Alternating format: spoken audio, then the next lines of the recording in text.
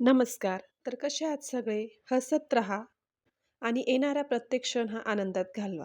तर रोज-रोज त्याच-त्याच भाज्या खाऊन कंटाळा येतो. तर चला म्हटलं आज थोडं वेगळं काहीतरी करावं. तर आज मी बनवते छान अशी चमचमीत आलू मटर. त्याच भाज्या टाकून असं वेगळं काहीतरी केलं तर मुलं देखील आवडीने खातात. तर चला आता वेळ वाया न घालवता आपण डायरेक्ट रेसिपीला सुरुवात करूया. तर सर्वप्रथम इथे मी 2 मध्यम आकाराचे बटाटे कापून घेतलेत आणि 1 वाटी वाटाणा घेतलेला आहे. हिरव्या वाटाण्यांचे सीझन म्हटल्यावर वाटाण्याच्या रेसिपी तर नक्की झाल्याच पाहिजेत. तर इथे मी 1 कांदा कापून घेतला, 1 टोमॅटो कापून घेतलेला आहे आणि इथे आलं लसूण देखील घेतले. एका कढईत मी तेल टाकून घेते. त्यात मी आता कांदा, लसूण आणि आलं सगळ्यात पहिले व्यवस्थित भाजून घेते. लालसर झालं की त्यात मी आता 4 काजू टाकलेत. काजू टाकल्यानंतर मी आता तो टोमॅटो टाकून घेते. टोमॅटो देखील छान परतून घ्यायचा आहे. टोमॅटोचं पाणी आटलं, की मग आपण हे आता एका डिशमध्ये थंड करायला काढून घेतोय.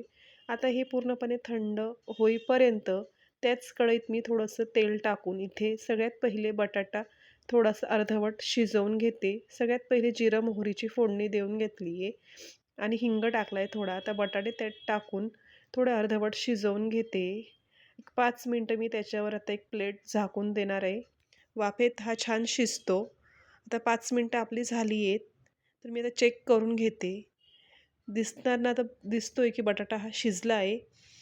आता मी त्यात वाटाणे टाकून घेते. वाटाणे देखील छान शिजून घ्यायचे आहेत.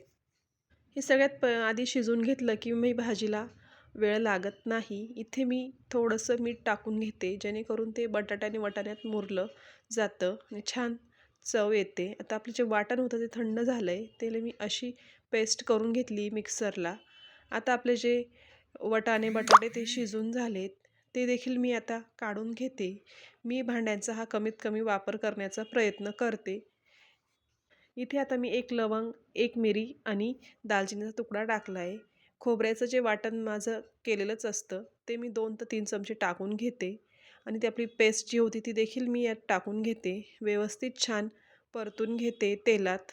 मी इथे एकाच कढईचा वापर केलेला आहे. पण भांडी खूप निघतात आणि थंडीची भांडी घासायला नको होतं, तर इथे मी घरगुती सगळे मसाले टाकून घेते. धने पावडर, हळद आणि लाल तिखट हे व्यवस्थित मिक्स करून घेते आणि जे मिक्सरचं जे भांडं होतं त्यात मी थोडंसं पाणी टाकून जो मसाला लागलेला असतो तो देखील मी त्या पाण्याने धुवून यात टाकून घेते आणि आपल्या गरजेनुसार आपण अजून वरून गरम पाणी ॲड करायचं आहे. आपल्याला किती घट्ट आणि किती पातळ हवी आहे भाजी त्यानुसार आपण त्यात पाणी टाकायचं आहे. चवीनुसार मीठ आणि भाजीला एक उकळी आली की आपण जे वाटाणे बटाटे शिजवले होते ते मी त्यात टाकून घेते. पुन्हा एकदा 5 मिनिट मी कमी गॅसवर भाजी उकळून घेते.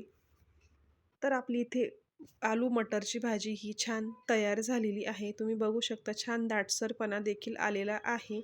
तुम्हाला जर व्हिडिओ आवडत असेल, रेसिपी आवडली असेल तर नक्कीच कमेंट करा. चॅनलवरती नवीन असाल तर please like, share, comment, subscribe करायला विसरू नका आणि हाईप देखील करा. धन्यवाद.